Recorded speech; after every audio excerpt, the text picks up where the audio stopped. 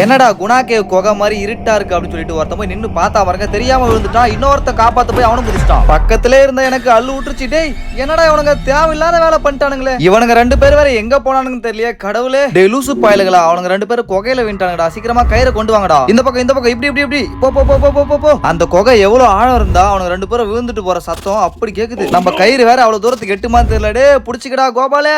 புடிச்சிட்டானுங்க, tight ஆகுதுடா, புடுறா டே.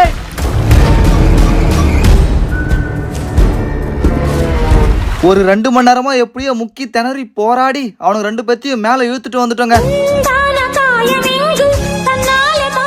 டேய் கீழே போட்டா எப்படி, தூக்குங்கடா சீக்கிரமா ஹாஸ்பிட்டலுக்கு கூட்டு போலாம் அப்படின்னு சொன்னதுக்கு கூடக்காரவனுங்க சொல்றானுங்க, டேய் இவன் நல்லாதாங்கறான், இப்படியே கீழே போட்டு வை தமுக்கு. இவ்வளவு பெரிய குகையில வந்து அந்த தொப்பி மட்டும் கையிலவே இல்லங்க. ஓகேவாடா, ஆல்ரைட், இப்போ நல்லா இருக்கியா?